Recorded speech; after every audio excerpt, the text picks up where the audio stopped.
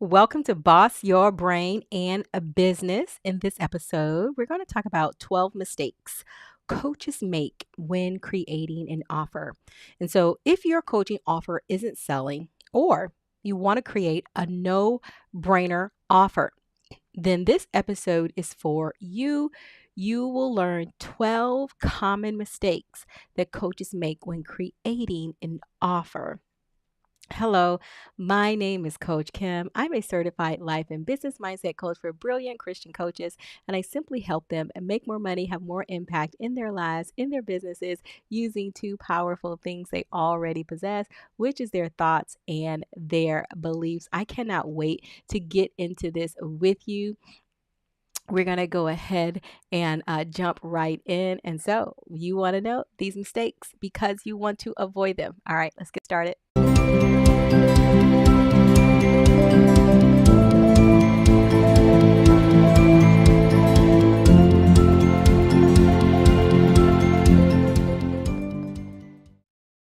All right, let's cover these 12 mistakes. These are common mistakes that coaches make. I know I've made them as well. And so when you learn them, you can avoid them.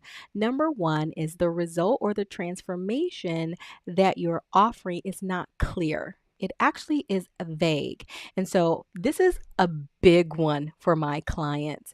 I see that it's more comfortable for them to create offers that are vague, that try to help a lot of people, right? They shy away from being specific. They feel if they are, then, right, they're going to hurt their chances or opportunity to help people because they're too specific. And so they put out a program where the result or the transformation is not clear, it's vague. And so you want to be specific. You want to be able to have that person say, you know what, wow, that is for me. I need that. Okay, so that is a mistake. Number two is the solution you're offering is a nice to have, right? Oh, that would be nice to have. They want it, but they may not be ready to drop four figures or five figures on that because it's just a nice to have. So, your solution is a nice to have, is not solving an in demand problem. Okay, so what is an in demand problem? An in demand problem is where there is competition, where there is someone else solving this problem for your client. And you're probably thinking, oh my gosh, that's a bad thing. No, competition is a good thing. It means that someone else has done the work to see that this is a problem that your person is willing to pay to solve. So they've already done that research. So if it's a problem that someone else is either putting ad money behind or they're doing a lot of advertising to solve that problem, that's a good thing for you. And so we want to move away from just solving these nice to have, right? Giving people these nice to have solutions and really solving an in demand problem. All right, number three, and this is a common one. We all make this mistake at one time or other, and we sell our time.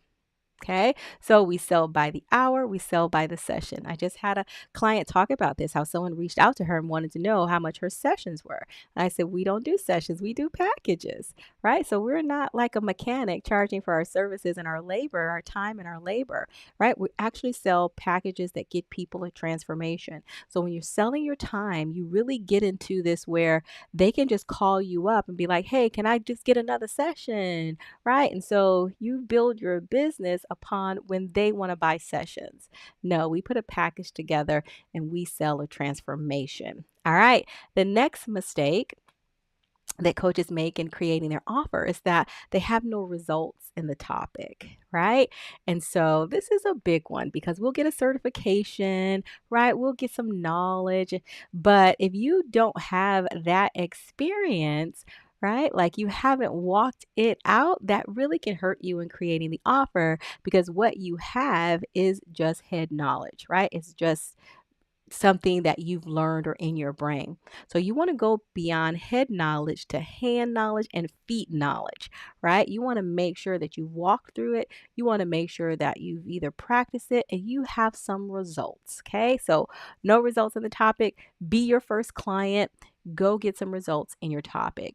The next mistake that coaches make in creating their offers is they focus on features. Okay, so what is that? Right, so they focus on features, not the result. So that makes the offer really boring. We think we love the features, right? Like, oh man, you're gonna get all these videos and PDFs and tools and things with me. And so you're focusing on the features when actually the client's just looking for a solution. They're looking for a result, right? So they're looking for a transformation. So don't focus on features. Next, it isn't new or exciting, right? Like, okay, like we're not solving like new problems. We're solving problems that they've already had that our person has, and we want to solve it in a new way. If not, you'll just be offering an offer, offering a solution, a result, just more of the same that's already out there, right? And so then when you do that, now you invite your person to compare, right? So they get to compare you with another person. Why? Because you're offering the same thing. It's not new, it's not exciting. Next mistake is it's confusing, right? If you look at your offer and you're confused yourself or you don't know how to articulate it, and what do they say? A confused mind never buys. And so you want to just look at your offer and be like, is this confusing to me? Because if it is, it's confusing to them. And here is the thing, sometimes we think we need to throw the kitchen sink, we need to throw everything in there, and we make it too complicated. And I teach my clients how to keep their offer simple. Why? Because it helps your client's brain. When you present an offer that's simple and doable, then their brains can get on board and they can believe that it's possible for them. So avoid making your offer confusing. Next, there are too many decisions to make. Now, we already get into analysis paralysis. So we don't want to invite our client into that by giving them too many decisions in your offer, right? You got to do this, you got to do that, you got to do that. You want just one decision. It's either going to be a yes or a no, right? But when you have them have to make a lot of decisions in your offer, that really decreases your conversion. So avoid having your client make too many decisions, okay? Next is your niche, right? Your client, they aren't properly prepared for the offer. What does that mean? Well, they aren't problem aware. They aren't solution aware. So when your person is not problem aware, that means you're going to have to spend time convincing them this is a problem. This is why you should matter. This is why you need this. And they're like, whoa, right? So you're going to spend a lot of your time in education mode, right? And so it's hard to be selling when you need to be educating. So your person isn't prepared. So that's why you have to make sure that your person actually is problem aware and they're actually not only problem aware, because a lot of us know we have problems, but we ain't about to pay like four figures to solve it, right? But you also want to make sure that they're actively seeking out a solution for their problem that they are aware of. Next mistake that coaches make is their offer isn't unique or contrarian. Right. No, no. We're not saying that you have to be just like this rebel out here and just doing it just differently. But come on, right? We're not solving any new problem under the sun. And so if your solution rather, if your solution, your result, your offer just looks like everyone else's, right? Again, you invite your person to compare you, but you want to be in a category of one where they're not able to compare you with anybody. They're like, man, this is the only person talking about this solution. So you want to see where everyone's saying, well, you got to do it like this and it has to happen like this. And you're like, no, it doesn't take all that, right? Actually, this is how you can get it. You can get it without that. You can get it by subtracting that. You can get it by eliminating that. And so that's contrarian. So it's unique. What is your unique point of view on how they can get this result? And so we make this mistake when we're just sounding like everyone else that's out there. How are you different? How are you contrarian to what's already out there? Next, the offer isn't something you don't want to be known for, right? It's something rather. It's something you don't want to be known for, right? Like you wouldn't get behind it. You wouldn't pay for it yourself, right? And I don't know why we would do this, but I think there's a temptation like, oh, if so and so is doing it, then this must be something I want to do. And so we get driven maybe by the money, but it's something that you don't want to be known for. Like if you don't want your name attached to it, if you don't want people to Google 10 years down, right? 10 years down the line and see that you created that offer, right? Don't do that because it's going to affect really you showing up and delivering it, you showing up and selling it if it's something that you don't want to be known for, right? Only put out offers where you want to be known for that thing. You want that to be what people go to you for. And so if this is just something just to pay the bills, right? Like you're really diluting your expertise. All right.